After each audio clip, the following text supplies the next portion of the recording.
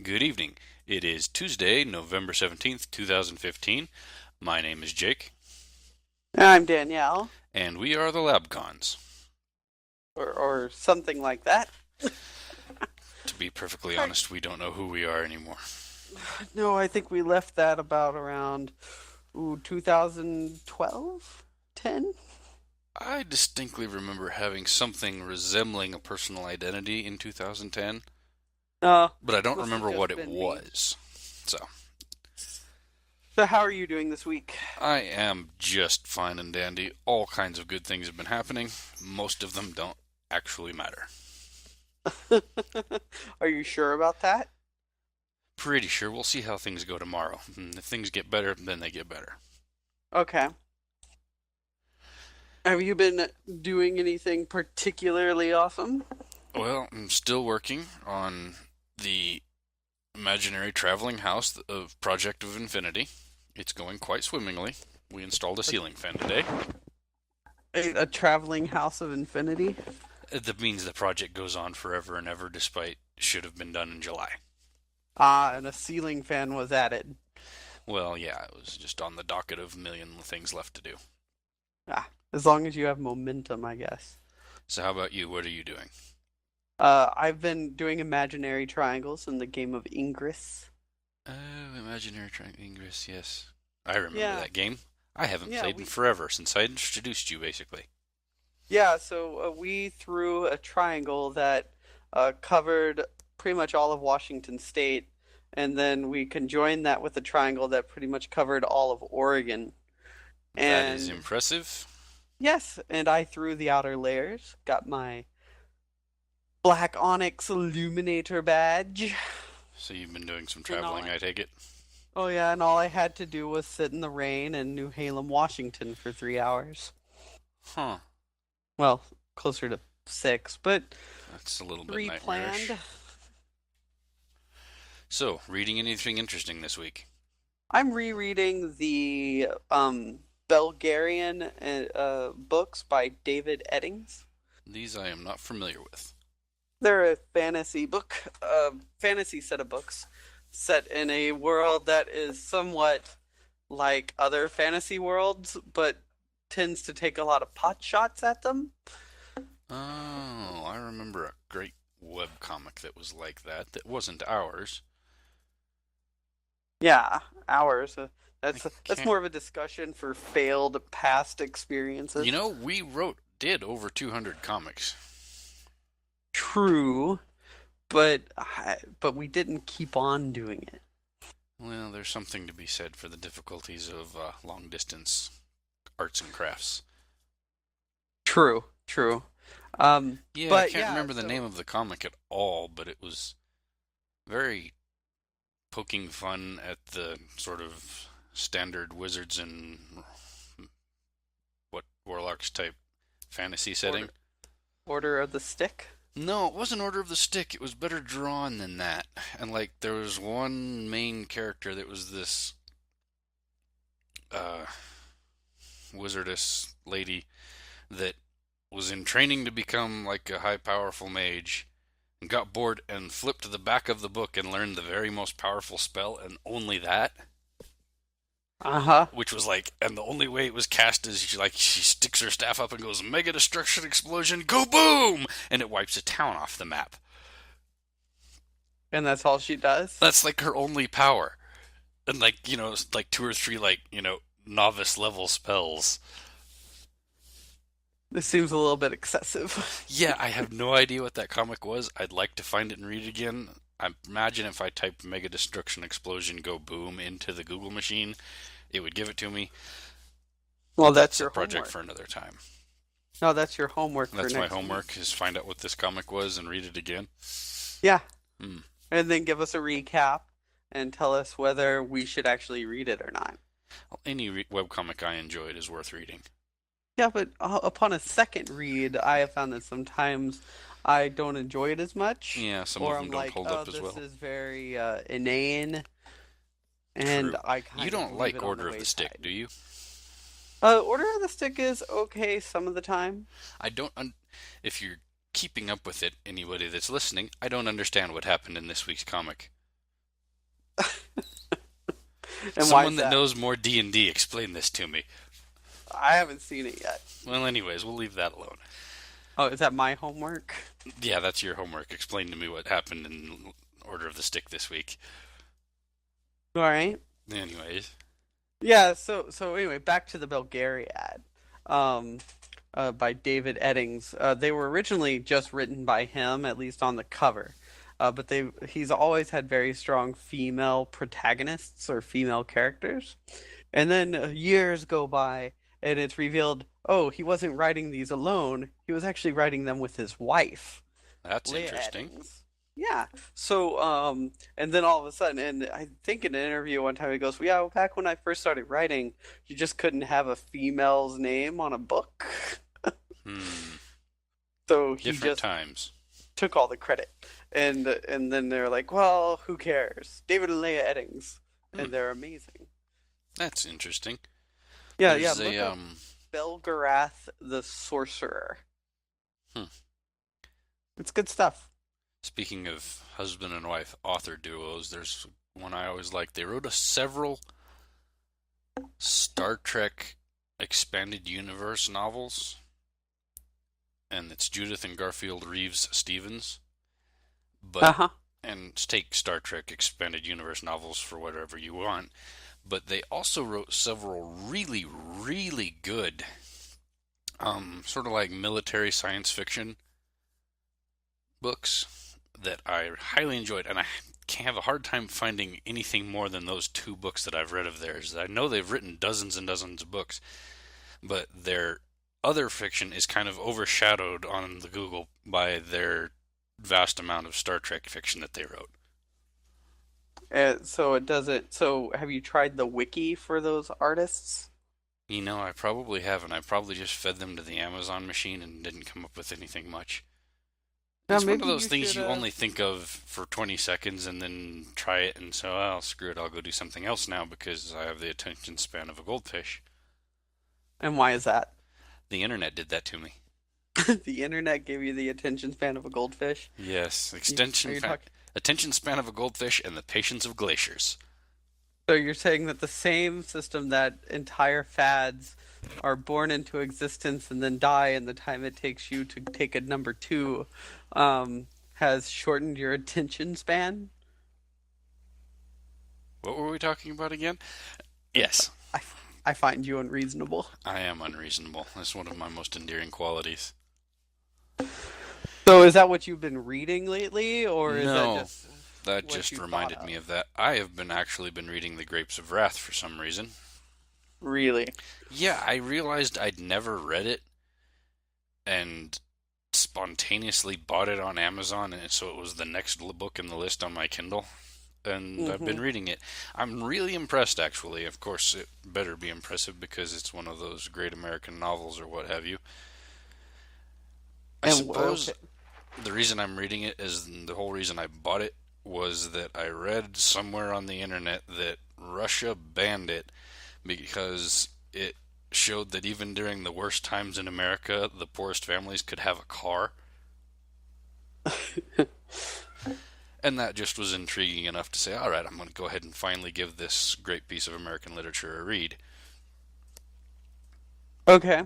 As a person who was forced to read it a couple times throughout high school and then college, what would you say thus far has been the most intriguing part, or the most impressive part about it?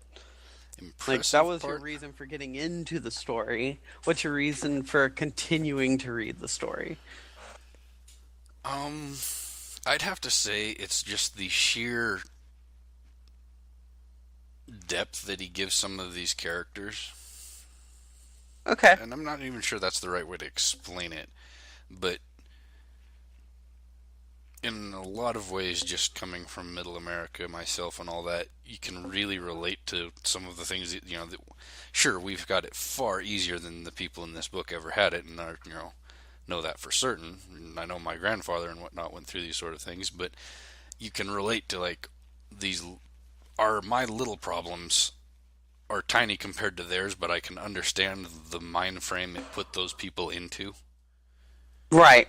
I I got you. And coming through what I guess is now called the Great Recession, we never actually got to the same point, but we came freakishly close, I think. That if things had gone a little bit worse for a little bit longer, we could have been in a very similar situation. Perhaps. I Yeah, don't. I don't know if it would have been exactly the same, but it could have been much worse than it was. True. But True, we true. got a little peek at it from a certain groups of people definitely got a little peek at it, and it also has been really enlightening in a certain way, especially living in West Texas, because you can go and see these abandoned buildings and places that used to be cotton farms that were left during that time frame. They're still sitting there along the sides of these roads. Wait a second. Are you actually talking about the Prada store outside of Valentine, Texas? No, I'm talking about like the dozens of abandoned cotton gins all through West Texas and up through the Panhandle and into the north. Okay. So it's been a really interesting book and just getting a little better understanding of sort of the experience of that time frame. Okay. That's fine by me then. I I find it interesting for other reasons, but I feel like Yeah, to do it justice, I would have to reread it again. It's I been feel about like I have the 5, advantage 6, coming 7 into it having years. never been forced to read it. I'll be honest. When I start thinking of Grapes of Wrath, I go, "Yeah, that's a great book." Now I'm bored. Mm. All right, One time, so let's move right on and see what's happening in the news. Today in the news. we're still talking about Paris. All right, which outlet do you want to start with?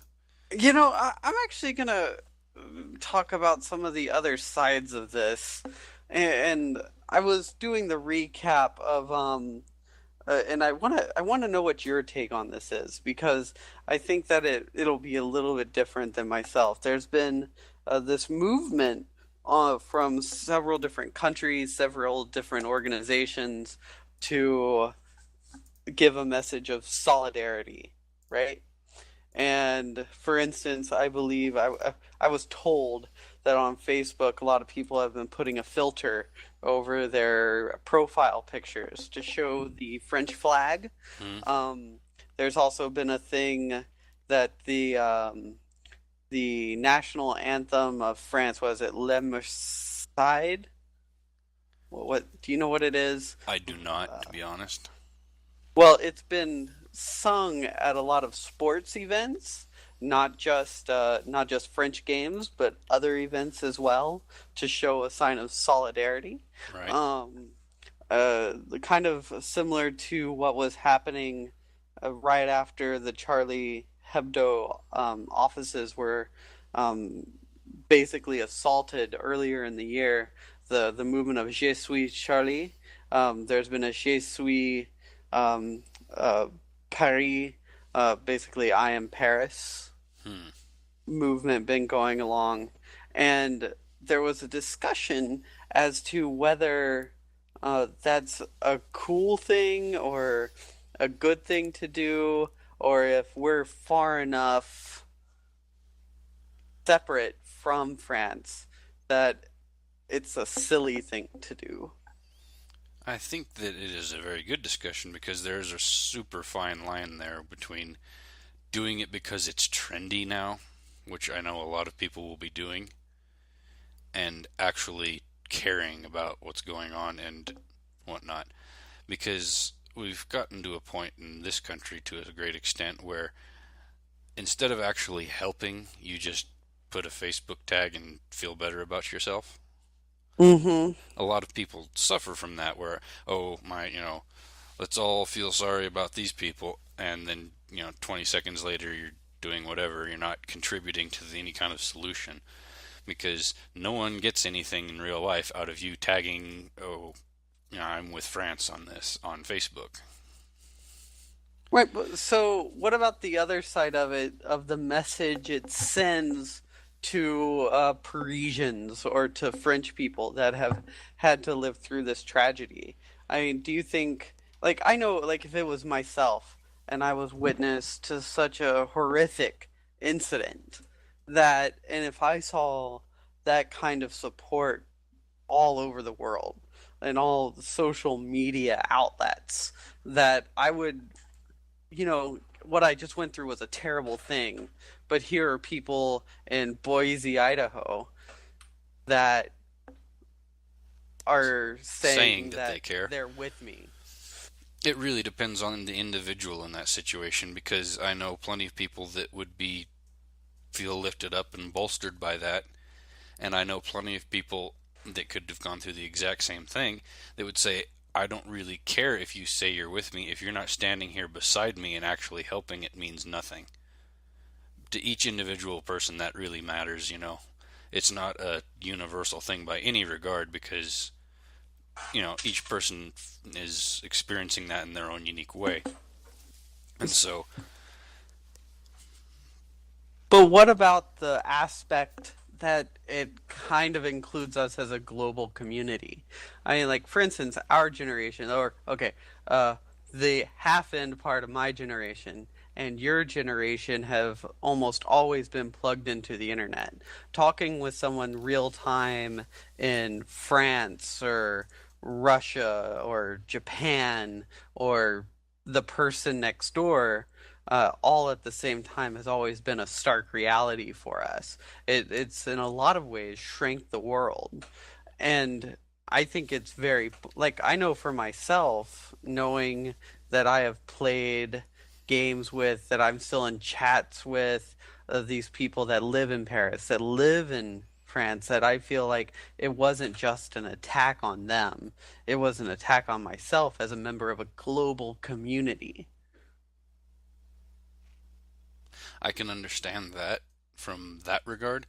Um, so this is where our personalities have diverged since years past, I suppose.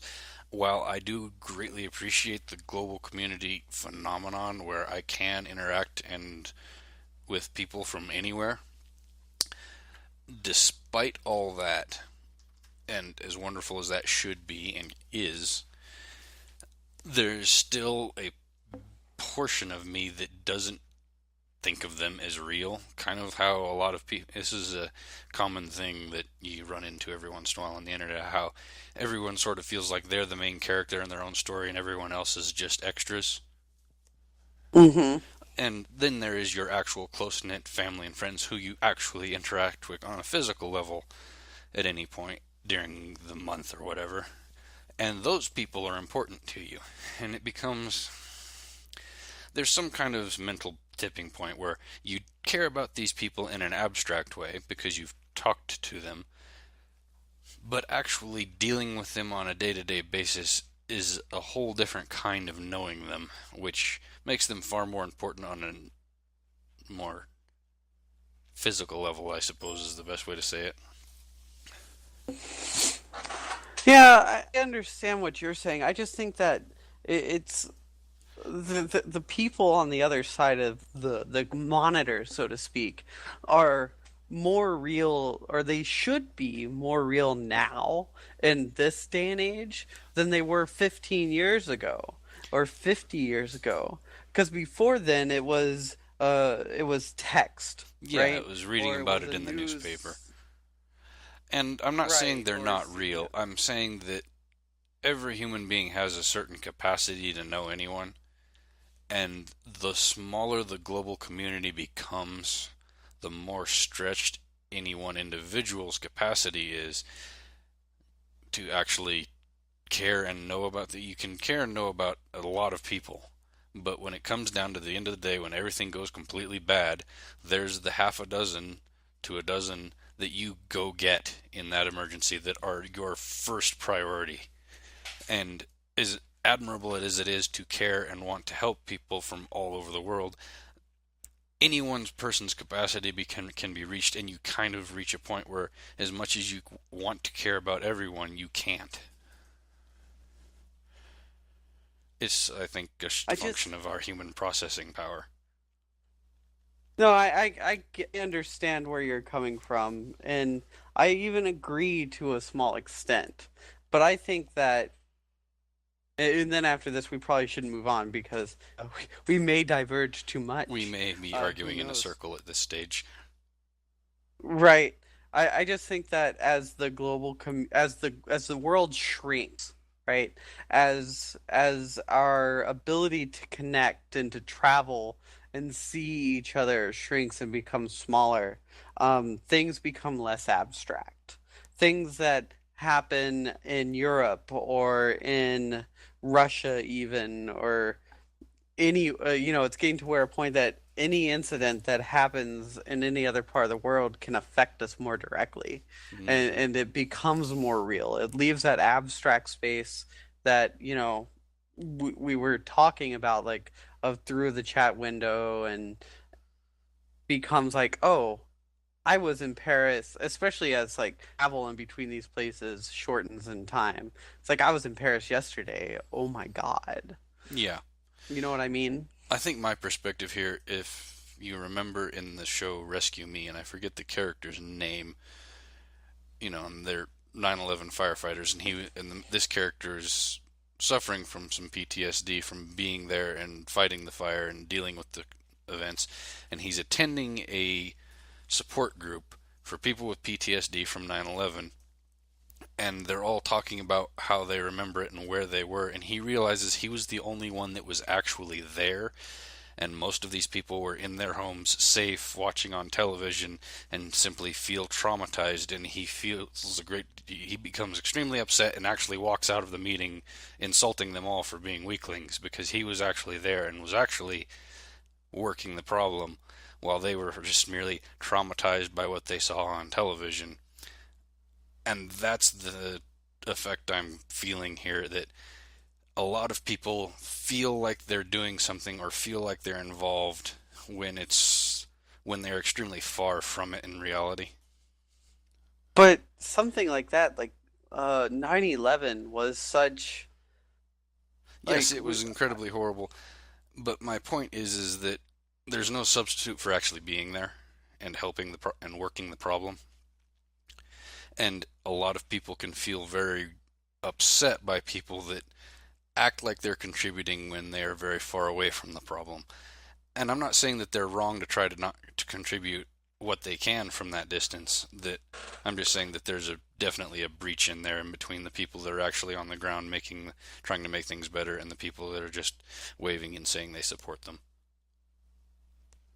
okay. So I feel let's like move we're on about from to go that. down a really dark hole. I have a quote for All us right, let's to have the quote. discuss, and these words are pretty immortal.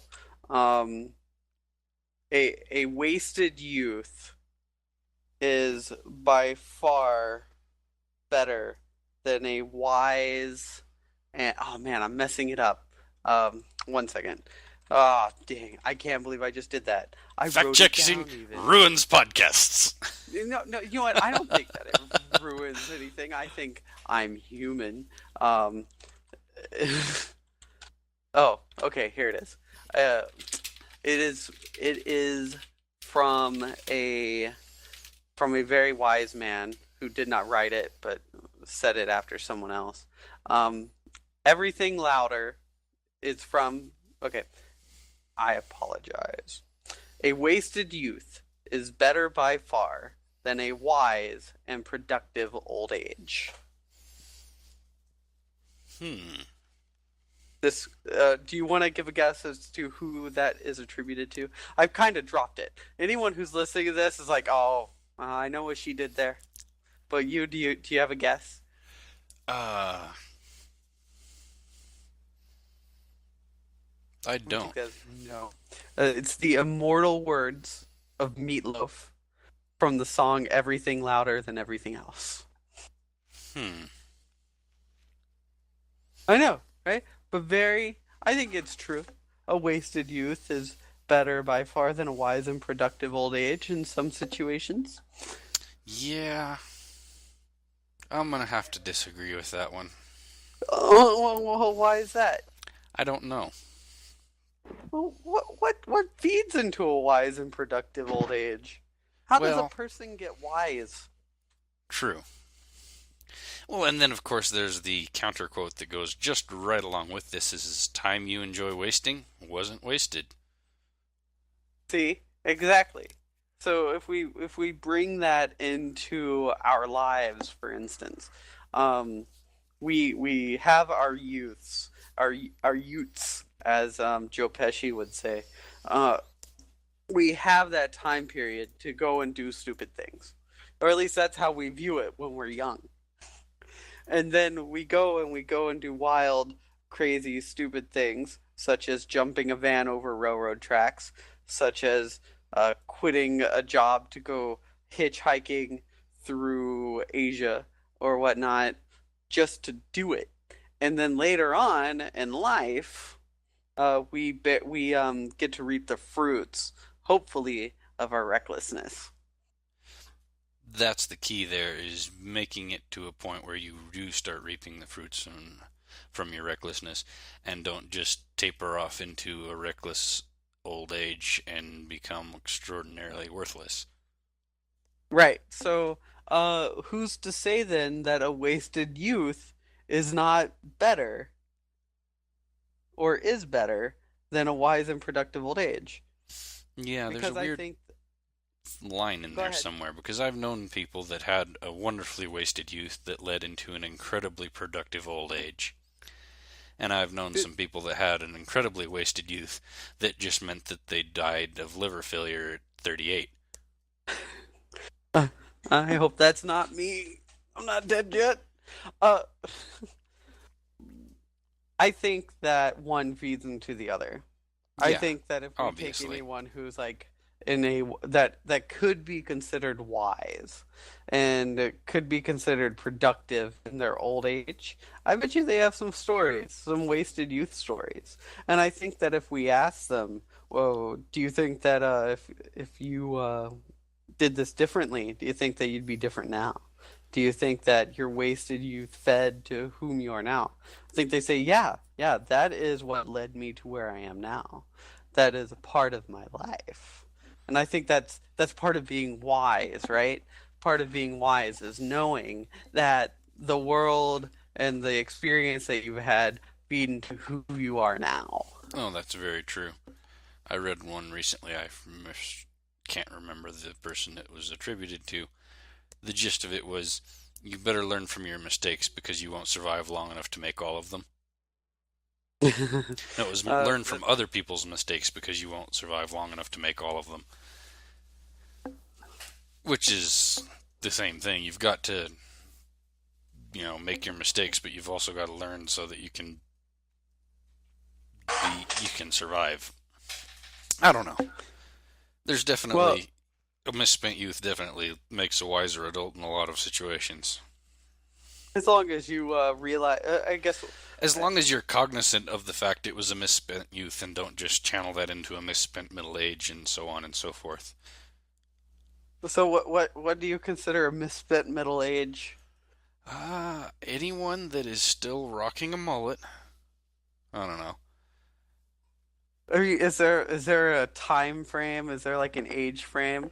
It's like, oh, you're 24, No, or I you're really don't 34. consider You're now the 24 middle aged. middle 34, Yeah, there you 35. go. 30. If you're 34 and you're still trying to go out and party every 3 nights a week because on the weekend and get completely shit faced because that sounds fun, I think you're reaching into misspent middle age. There's some things that are best left to the youth. But wait a second. What about the people that continue to do that and have very productive middle ages? Those people are not misspending their middle age. I'm talking about the people that still feel like they're in a fraternity and just partying out. And Are you you know the people referring I'm talking about. bros? Yeah, there you go. Basically, the whole Bro, cast of Jersey Shore.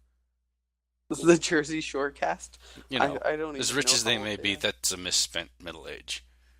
Well, they are making millions of dollars, maybe Yeah, but they're thousands, only doing it hundreds of because someone thousands. agreed to film them misspending their middle age. If they didn't have that film crew, they'd be doing exactly the same thing they're doing now, only with less money and cheaper booze. Cheaper booze. I guess I don't know. I'm not really a Jersey Shore expert. I Neither don't. am I. I've just seen a couple pictures on the internet and can identify what I see. Okay. You know, now you're gonna get at least one hate mail going, "You don't know Snooky. You don't know her. How dare you?" Well, you know what's great about Snooki having a kid? She had a kid? Yeah, that was a couple years ago. Here in Are like you 12 sure you years, she'll don't be a want? grandma. Are you sure you don't? That's low, man. I didn't say that the first. I was not the first. I read that, and it was too funny to This not say again. this this is about originality. You're gonna be attributed to that now. It's not That's gonna come fine. back to I'm you. okay with that. You know what? Steal everything you can and claim the rest. All right, so let's talk. What's a good example of a person who's had a wasted youth, maybe even a wasted um, middle age, and is progressing to a wise and productive old age, famous or not? Famous or not. Yeah, I'm going to have to personally. do that one as Oh, homework. okay. Well, I'm gonna do mine, and then you're gonna have to think of one yourself, because next week we're gonna have a different topic. Hmm. Uh, let's see here. I'm gonna say that is progressing to potentially a wise and productive old age. As far as as a famous person, I would say RDJ, the Robert Downey Jr. You know what? You're very right. That's an excellent pick for that. Yeah, because there's a guy who had a very interesting youth, um, and then it kind of all went downhill. And got fired from some jobs for the drug use. And then who was ever going to get back from that? And Exactly. then That is he the probably put his the life back. absolute best pick for that, and I can't beat you on famous people. For famous people.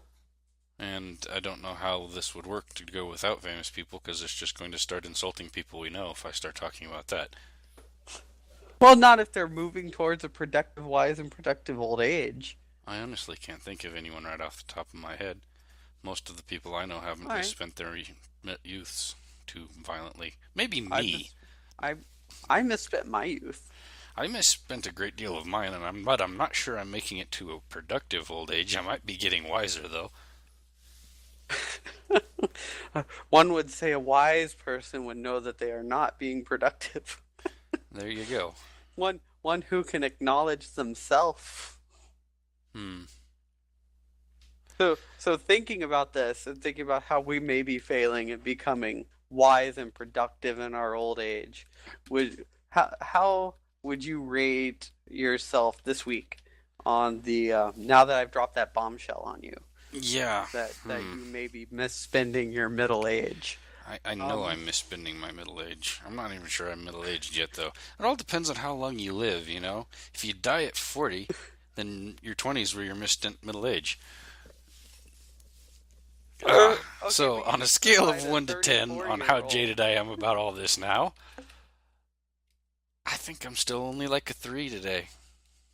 You're only at three. Wow. I'm very interested to know about these other good things that are going on in your life that only has you at a three because I thought for sure I'd knock you up to like a five. You just wish you could knock me up. No, I'm still a 3. And where are you today? Um, I'm at a five, pretty solid. The 1 to 10 jaded scale. I'm pretty bitter. Uh, Pretty bitter? Hmm. yeah, I'm a bitter jaded. What you I getting I all bitter just about? I'm not happy with people. Um, Yeah. See, that's the uh, thing. Is somehow, despite everything, I had a day off today, and so I didn't have to see lots of people, and that probably is keeping my jaded level nice and low. I don't know. I think mine's pretty high or pretty moderately high because I'm seeing a lot of opportunity for growth around me and around the world. And I'm just not seeing it. And people aren't But taking that that's off me. that's I tell you what it is. I know exactly why my jaded level's 3. I got to fire someone this weekend, and so that that is terrible. always, stress level 0. That, Just yes, that got is rid of that one. bad. I know, it's horrible. I've never admitted to being a good person because, but getting to fire someone It makes you feel better about the world because at least you can get rid of the problems. No. So you're saying that this person let's make you seem a little bit less like a monster for a moment. Um, Ladies and this gentlemen, person. as an aside note, my role model is not Donald Trump. Okay, okay, that's good. Good to know that you're not going that route. I mean, but the gentleman of which you fired, did he deserve to be fired? Yes, she did. Okay, she.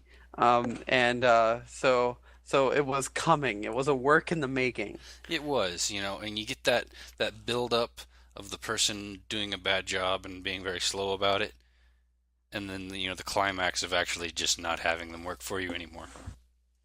All right. You should go into HR for bigger corporations. If you get I don't think time they'd to. really appreciate the nuance of how much I enjoy this. I think that they would. I think that I think that there's a role for everyone in the world, and I think that the ability to fire someone and enjoy it is probably one of those niche skill sets. Well, I'm going to have to give this one back to red versus blue when it's not about hating large groups of people. It's about hating small groups of people on a much more personal level. And that's how you have to get when you're going to fire someone. You have to hate them on that small microcosm level. That's bad. That's really that's that's terrible. It's just terrible. Yeah, but it's true. Um, I don't really have anything else after that. This was a darker side of you than I expected to hear today. Um, What do you mean? you're I'm having a good time. yeah, yeah. I'm having a good time. I'm hating small groups of people. I fired a person, and yeah, yeah, it's good. Gonna have a good day. Yeah, it's a good day. Hey, ladies and gentlemen, there's only, wouldn't see here, 7 more shopping days before Thanksgiving, and then you get to experience Black Friday. So don't forget to buy your football equipment early so you can make it into Walmart. Oh man, I'm not even gonna go near that until I Yeah, have to talk about it next week. yeah, we'll go Um, over that next week after the mayhem has abated.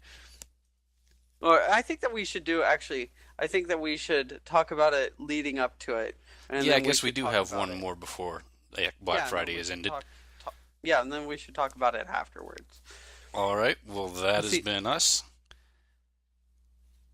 bye. Ladies and gentlemen, have a lovely evening.